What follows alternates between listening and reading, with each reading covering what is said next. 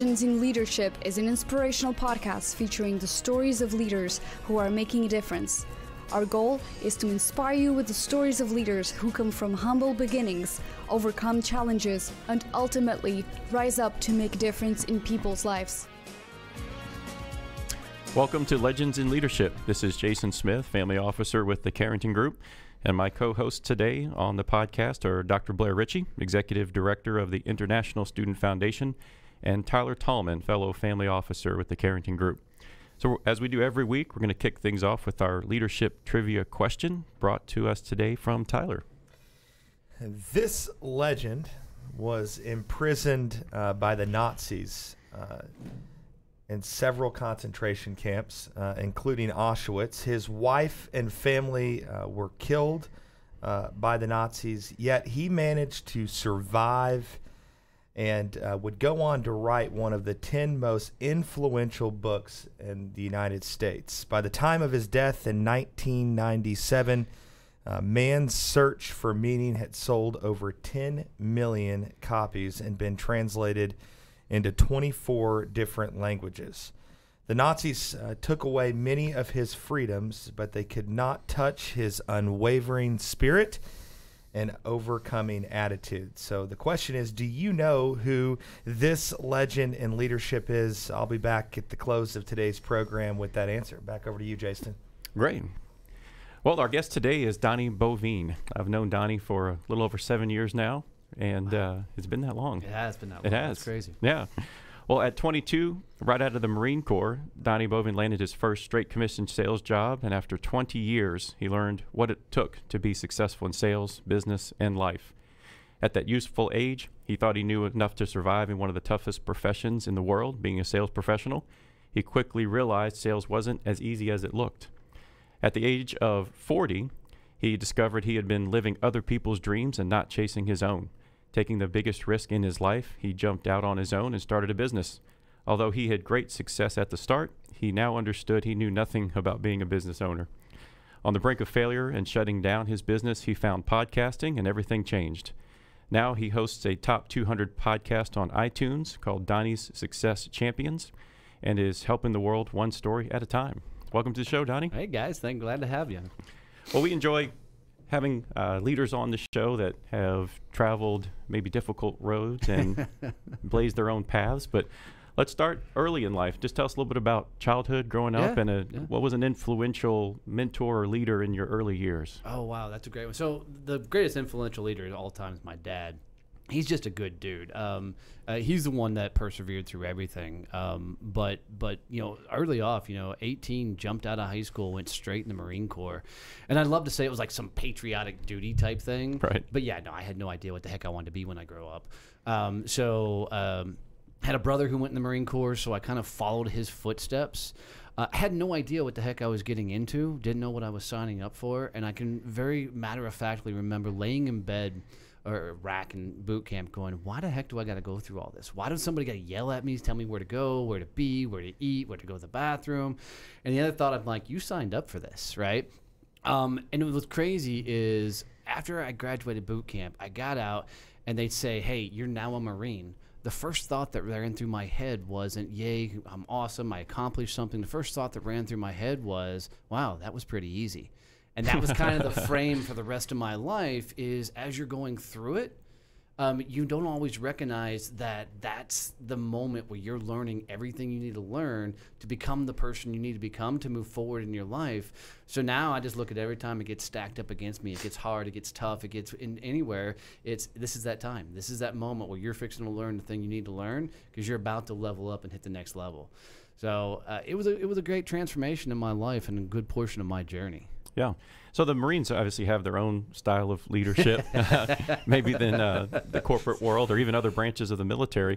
So tell me a little bit about how leadership is developed in the Marine Corps. You're told what to do on a regular basis, and you have no choice but to say yes. No, there is some truth to that. But leadership is really formed in any military organization through cohesive. Everything's a team. Everything functions as a solid unit. But it's a forced leadership style early on because you don't get any choice or say in the matter. You're just told what to do and when to do it.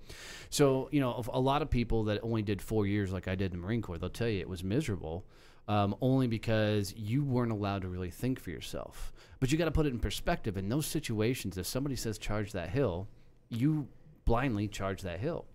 And what's interesting is every step of that journey going through the Marine Corps, they're focused on turning you into something. A rifleman first in the Marine Corps, then they're focused on teaching you leadership traits. So you learn a lot by osmosis, but you also learn a lot by understanding what a really good leader is. And a good leader is somebody's going to get in the trenches with you, right? They're going to climb in there and get dirty with you. And a bad leader, the guy is going to sit in the rear and just bark out orders while eating a donut and drinking a coffee. Mm-hmm.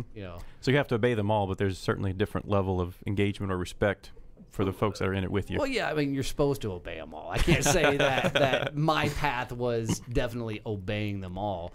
I was not your picture perfect guy, but you learn to show respect to the right type of leaders, mm-hmm. and as a young guy going through, you learn to duck and dodge the ones that maybe were not the greatest in that moment, Yeah. But either way, following the lead of other great leaders was a really great tool for me to understand how to be in front of a room, still be direct, still be forceful, but not be disrespectful. Yeah. So you go into the Marine Corps really not knowing direction for life. I got out of the Marine Corps not knowing direction either. So what did you do next then? What opportunity opened up for you from there? So luckily, unfortunately, a lot of guys that get out of the military, they really struggle with transitioning, mm-hmm. Because they went in not knowing what the heck they wanted to be when they grew up, and then they got out not knowing what the heck they wanted to be when they grew up. But they thought that the military was going to give them some sort of direction. So you're just as lost when you got out as when you went in. So interestingly enough, and thankfully for enough, my best friend and his dad had an HVAC company. And so I went to work for them. And the good of it was I had a job. The bad of it was I was doing HVAC in Texas. Gosh. So, you're crawling under houses and up in attics in 110-degree weather. And I think the hottest attic we ended up in was like 160 degrees. It was absolutely miserable. But moved into sales very quickly because I realized I didn't want to be the guy climbing under houses and attics and getting dirty. And long story short, I got recruited from there up to St. Louis, was in franchise sales for a number of years from there, bought out and worked for Cardinal Health for a couple years. Left that, came back home and, had a very successful career up there. But this was not long after 9/11. Couldn't find work anywhere. Yeah. So all my friends from high school were bartending and waiting tables. So I went bartending and waiting tables.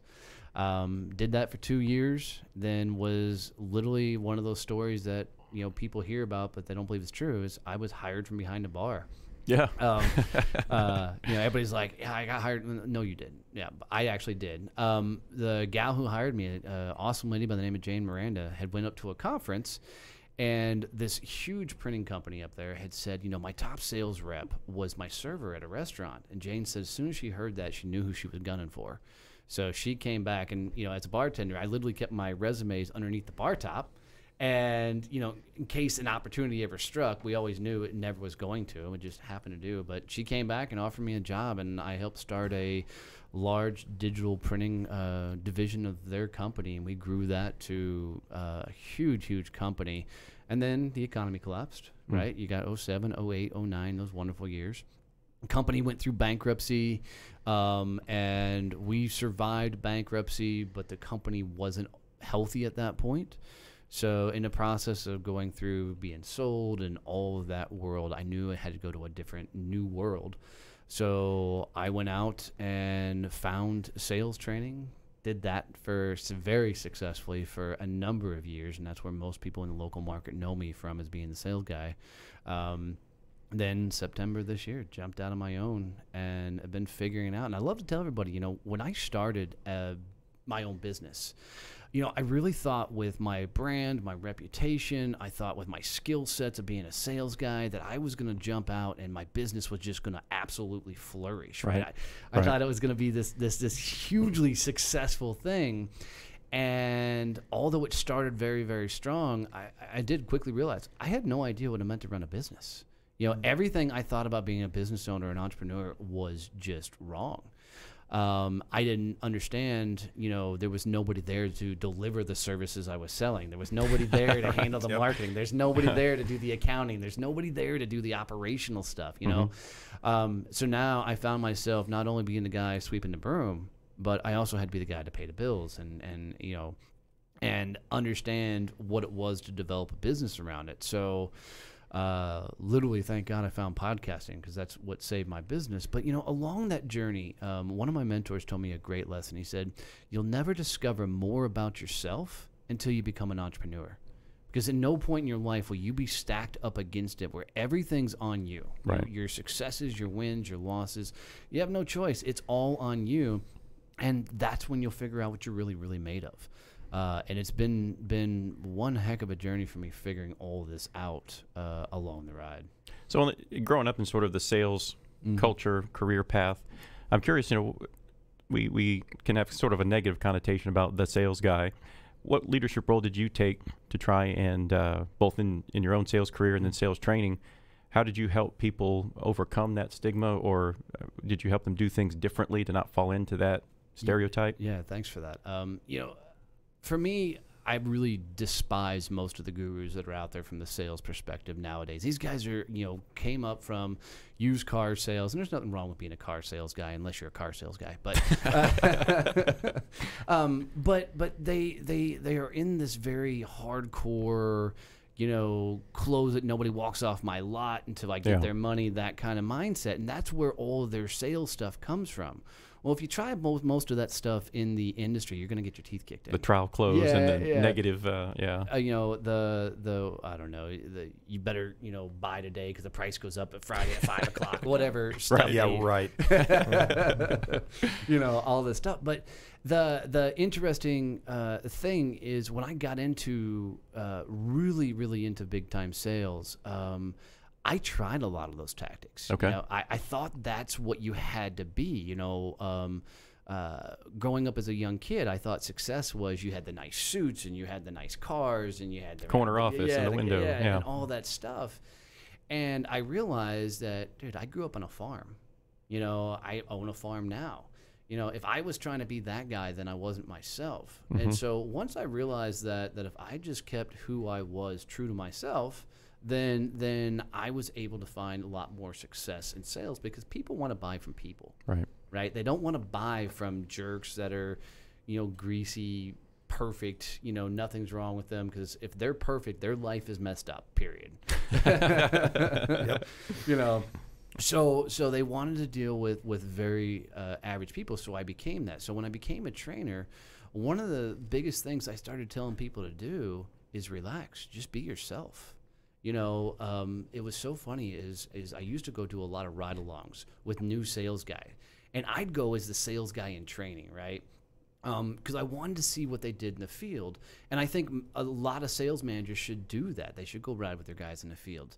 But it'd be so funny is on the way up to a sales call, we'd be riding along, and me and this young salesperson would be having a great conversation about their family and the vacations they're going on and all the stuff they're into. And then we'd pull up to the place where we're going to go do our meeting, and it's like this Jekyll and Hyde, right? Right. Death grip. They're freaking out. It's clam crazy. up And they become a completely different person. Well, I'm not going to bail them out, because I believe you learn everything through experience, right? So you need to go blow several sales calls so you can find who your rhythm are. And you also need to, that way you can find if you should be in sales or not. Because if you can't get getting punched in the face by life, then don't even get in the game. And, we'd go through the sales call, they'd go in and they'd be fumbling, they'd be stuttering, and they'd be all over the place. We'd come out, and almost every time they'd look at me and go, "Man, I crushed it. That was such an awesome sales call." And I'm like, "Dude, that sucks." I remembered all my lines. I got all my lines in. One of the things that we talk about too is how important it is for you to have a quality of life as the guy that's in the room talking to the client. It is for them, because nobody wants to person that's, you know, got their hair on fire and they're completely disorganized and they're you know, they're in there sweating, and you know, it's really comes down to that, just being real, being yourself, have fun with this. So. Yeah, and it's interesting because, you know, I think a lot of sales managers found themselves like in a sales manager role. Either they were really good and the company moved them into a sales manager, which, by the way, guys, that's the stupidest thing in the world to do. Right. Why take your number one asset out of the field? Yeah. Right? If somebody's crushing it in sales, let them stay crushing it in sales. Right? Don't pull them out. They're usually lousy sales managers anyways, because they can't teach what they do. But the other guys that get put in sales manager roles, they don't know how to coach, mentor, and guide these people along the way. So they're listening to all these gurus out there that are these, you know, try this strategy, do this thing, and it's stuff that they wouldn't do themselves, but they're teaching other people to do. Well, some of them work long enough for everyone else to catch on to it. You know, so it's the novel sort of trick. Yeah. But then once it's used by a lot of people, and well, now everyone knows about it. It's about to come. I hear this one coming. Yeah, one of my favorites is, I think it was Brian Tracy I was listening to growing up. And, you know, Brian Tracy had this, you know, I don't know, it was like the feel, felt, found you know, thing that he taught for many years. Yep. And so I'm on a sales call, and I said, well, you know, some people feel this way. They felt this way. And the guy goes, oh, you listen to Brian Tracy too? And I'm like, well, all right, that was a good lesson. Don't use that one again. You know?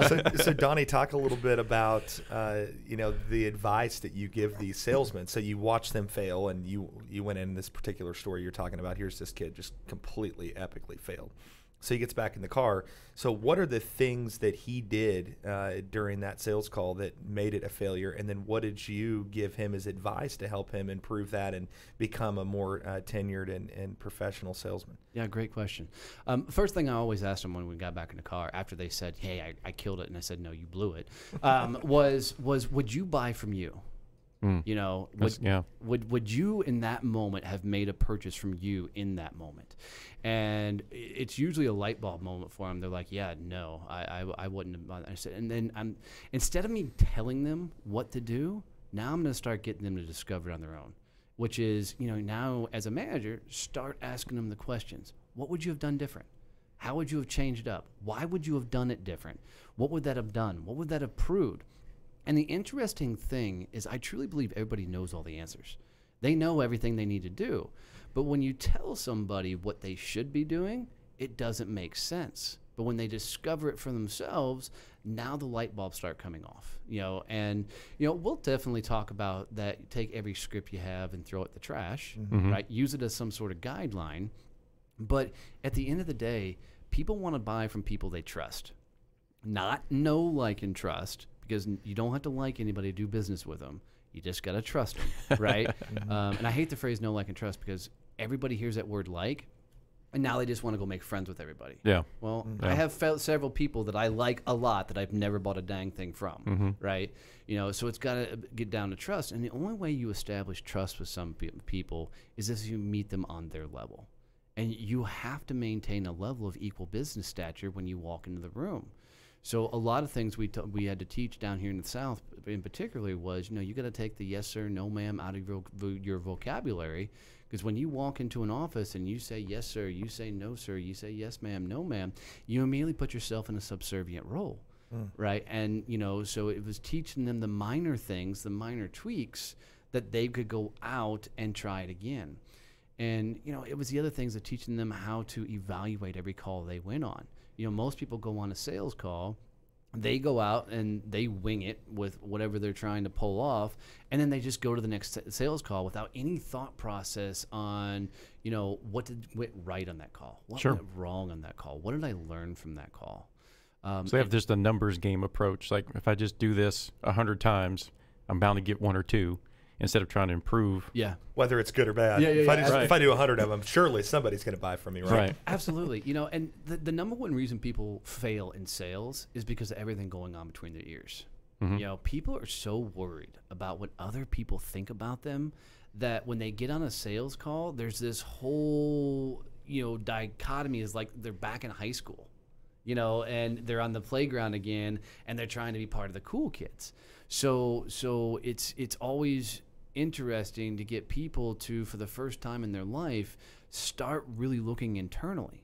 Because if you get everything between your ears right, sales becomes really, really easy.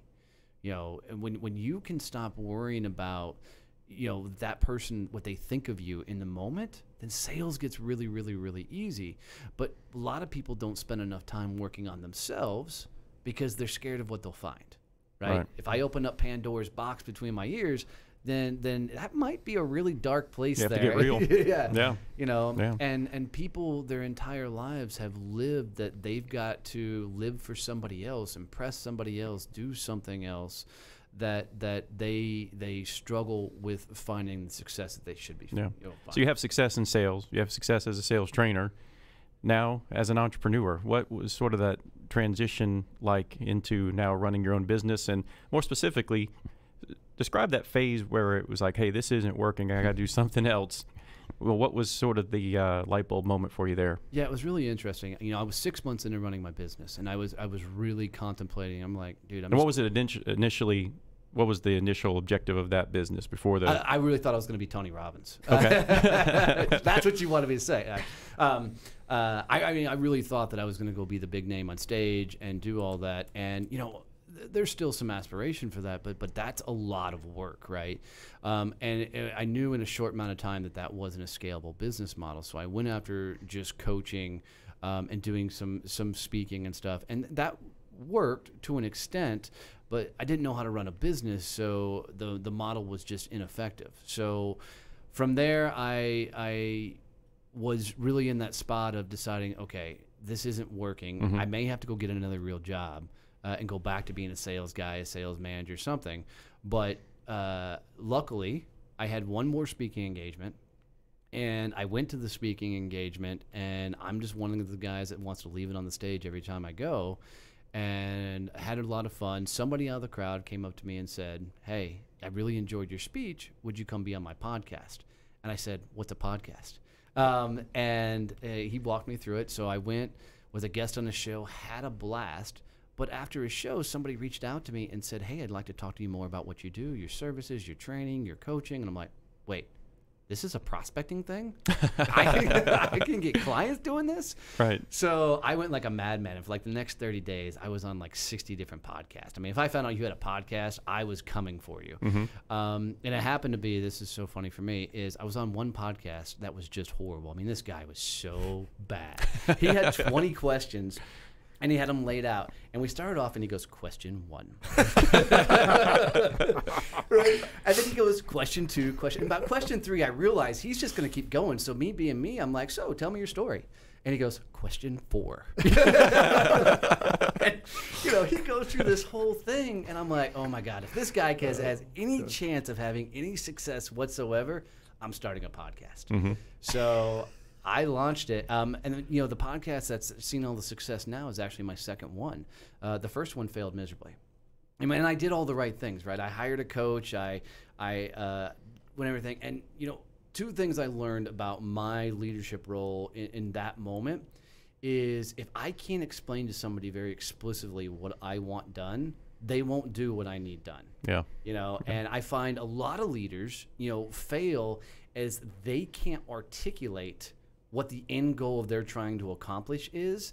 A lot of times they're like, oh, I want to do this project, just figure it out. Well, that's not leadership, right? There is a means where somebody needs to go fall on their face, but you gotta let them know where you're trying to get to as part of that process. And so that was a great lesson learned for me. So when that first podcast didn't go so well, I'm like, okay, I'm doing this myself.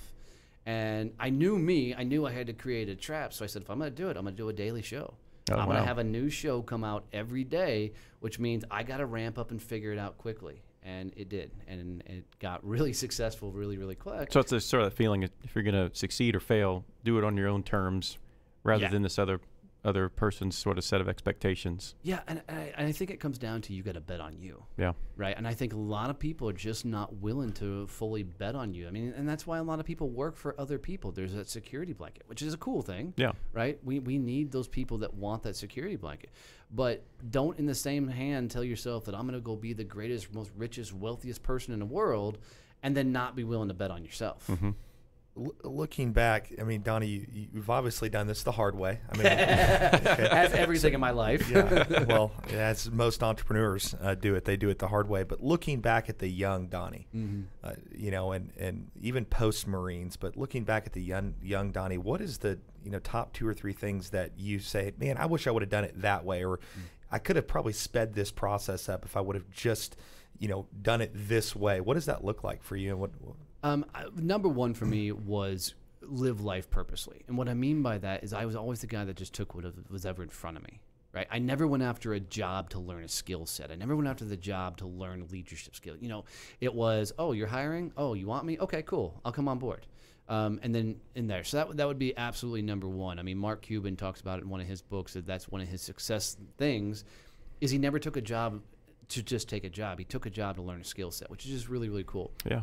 The second thing is I would have screwed up a hell of a lot more earlier. I played the safe game a lot of times in sales, and I didn't go big enough early enough. And it wasn't until later in my sales career that I realized that I was playing the middle game and not going after the bigger deals, the bigger things. It was amazing once you started going after and taking a bigger risk, how much more you learned about the world and how you work. And it was interesting is when I went after those bigger things, a lot of my fears popped up. And it was fears of, I'm a country boy. It was fears that, I can't handle these big room conversations. Right. And then I found myself just fine in those big room conversations. They didn't care where I came from. How'd you break through that? How'd you get past your fears? Getting punched in the face by life a lot. And putting myself in a situation. I got to the point where, I gave myself a trigger, and everybody should do this, is when you feel that fear pop up, go straight at it. Whatever that fear is that pops up in your mind, go straight at it, because every time, I have a huge CEO across the room that I knew I needed to get to whether it was selling printing, whether it was selling franchise, whether it was selling, training, whatever, I needed that person. If for 2 seconds I froze, and I was thinking, man, that guy doesn't want to talk to me, I said, go. And every time I went, it turned into something awesome. It may not always turn into business, but it turned into relationships. So for me, it was going at it and continuing to go at it. And I'm a little bullheaded, a little stubborn. So sometimes it takes me going at it more times than others before I realize, okay, dude, that doesn't work. Quit banging your head against the wall. But that was the biggest thing for me was constantly pushing forward when I didn't want to. I know we're running short on time, but we talked a little bit pre-show about social media, and I think for our listeners, this is a big deal. It's okay. So you created this podcast, and you're going out and you're trying to create a name for yourself. What are 2 or 3 pieces of advice that you can leave the listenership with about social media and the best way to get your name out there? Yeah, 100%. So first and foremost, the guys that keep telling you that content is king, they're dumb. Content is not king. Engagement is king. If you're on social media right now and people aren't engaging with your post, then you need to change the game. So to get engagement, start asking questions. The other thing is you need to be putting out a massive volume of content. If anybody's ever heard of Gary Vee, I mean, that guy's got the whole 1 piece and 80 pieces things. That's serious things, guys. I mean, if anybody follows me on all my social media stuff, which I'm sure will get posted somewhere, but you'll see that I'm putting out a ridiculous amount of content. And the reason you have to do that is there's so much content out there right now that if you're not being seen, you're not being seen. Quit just putting things out there because you think they're supposed to, that's what some gurus told you to do. Put things out there and test it and try it. See if it worked. If it didn't work, try something else and keep putting it out there. And you need to be putting out every type of content. You need to be doing videos. You need to be doing articles. You need to be doing blog posts. You need to be doing memes, content, all those type of things, and get it out there. And, if you need help, call me. Well, we like to wrap up each show with a question for our guest, and that is, what's a book that made an impression on you, and what's the one nugget you could share with us from that book that stuck with you? Sure. So my dad, who was the biggest influence in my life, I think a lot of it was, hand me a book called Think and Grow Rich by Napoleon Hill at the age of 14, okay? And I love telling this story. He handed it to me at 14. Yeah, I didn't read it till I was 22. And I'd like to say that book changed my life. But it wasn't because of the content in the book. what it did is it opened me up to the world of there's people that teach this stuff, right? So going through sales, I'm like, wow, if somebody will teach all this mental stuff, I bet somebody teaches sales. So I started finding sales gurus. You know, people will teach public speaking. So I took public speaking stuff. You know, people teach this stuff that you don't have to go it alone. And that book literally opened me up to that world to learn, you know, that there are people out there that have been through it already. Go learn from them. Yeah. Leverage the other people's experiences. Absolutely. Right. Well, we truly appreciate you being on the show today with us, Donnie. It's been a lot of fun getting to know you a little bit better and some of your lessons learned. And appreciate you being on. Absolutely, guys. Appreciate it. Thanks for having me. So I'll turn it back over to Tyler for our wrap-up on the trivia question. Well, this week's legend in leadership is Viktor Frankl. Viktor Frankl, great story. Enjoyed going and doing a little bit more research on that as well. So Viktor Frankl is the answer to that. So back over to you, Jason. Thanks. Well, again, thanks to Donnie Boivin. We'll post some of the links to his podcast, website, etc., in the comments of this video here. And hope you had fun with us today. We certainly enjoyed having you. It was horrible. No, thanks, guys. Really enjoyed it. Wish we could have had more. But Well, folks, we'll leave you this. If your actions inspire others to dream more, learn more, do more, and become more, then you are a leader. Thanks for joining us. Legends in Leadership is brought to you by ISF and Carrington Group. ISF is committed to leadership development for aged-out foster care and orphan youth. ISF's mission is to transform these youth into tomorrow's leaders with scholarships, mentoring, and leadership training. Google International Student Foundation to learn more. Carrington Group is a family office with a passion for helping business leaders and their families make smart choices and fulfill their highest aspirations. Google Carrington Group Dallas, Texas to learn more.